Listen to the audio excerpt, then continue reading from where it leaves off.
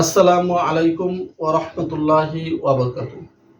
প্রিয় বন্ধুগণ, আজকে ইনশাআল্লাহ আমরা জানব যে কোনো প্রকার হৃদরোগ বা হাড়ের অসুখ এবং বুক ধড়ফড় থেকে মুক্তির পুরাণিক চিকিৎসা ও আমল।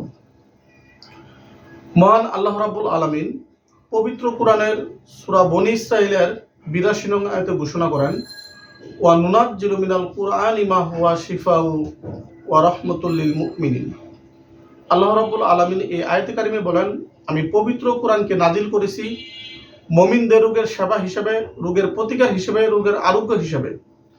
সুতরাং এই আয়াত থেকে স্পষ্ট প্রতীয়মান যে কোরআনের প্রত্যেকটি সূরা এবং প্রত্যেকটি আয়াতে রয়েছে আমাদের জন্য রোগ থেকে মুক্তি এবং আমাদের জন্য কল্যাণ ও হেদায়েত।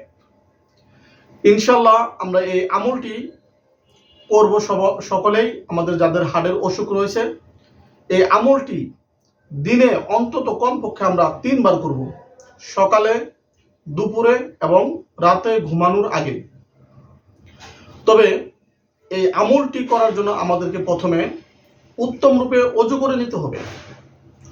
উত্তম রূপে ওযু করার পর আমরা নামাজের মধ্যে যে দরুদ শরীফ পড়ি, দরুদে ইব্রাহিম, এই দরুদে ইব্রাহিম আমরা 3 বার পাঠ করব।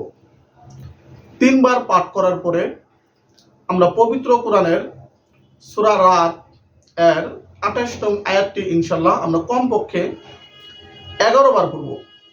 পড়ার নিয়ম হচ্ছে এইভাবে, আমরা দরুদ শরীফ পাঠ করা শেষ হলে আমরা বাম স্তনের যার যে নিপেল আছে নিপেলের 1 আঙ্গুল নিচে আমরা এইভাবে ডান হাতটা রাখবো, কারণ এখানে আমাদের হাত থাকে। আউযু বিল্লাহি মিনাশ শাইতানির রাজিম। বিসমিল্লাহির রহমানির রহিম। এরপর আমরা আয়াতে কারিমটি 11 বার পাঠ করব। আল্লাযিনা আমানু ওয়া তাতমাইন্নু কুলুবুহুম বিযিকরিল্লাহ আলা বিযিকরিল্লাহি তাতমাইন্নুল কুলুব। আমি আবার বলে শোনাচ্ছি। বিসমিল্লাহির রহমানির রহিম। আল্লাযিনা আমানু ওয়া তাতমাইন্নু কুলুবুহুম বিযিকরিল্লাহ আলা বিযিকরিল্লাহি তাতমাইন্নুল কুলুব। এইভাবে আমরা 11 বার পাঠ করব। তারপরে আমরা পুনরায় দরুদ শরীফ আবার 3 বার পাঠ করে নিব। আয়াতে কারিমটির অর্থ হচ্ছে, যারা আল্লাহর উপর ঈমান আনে এবং যাদের অন্তর আল্লাহর জিকিরে প্রশান্ত হয়, জেনে রাখো একমাত্র আল্লাহর জিকিরেই অন্তরসমূহকে প্রশান্ত করে। অন্তর বলতে আমরা মূলত হৃদয়কে বুঝি। এই যে হার্ট বললাম, হার্টের অসুখ বা হৃদরোগ, হার্ট একটি ইংরেজি শব্দ, এর বাংলা অর্থ হচ্ছে হৃদয় বা অন্তর। এর জন্য হার্টের কোনো অসুখ হলে তাকে বলা হয় হৃদরোগ। আর এখানে বলা হয়েছে জিকির।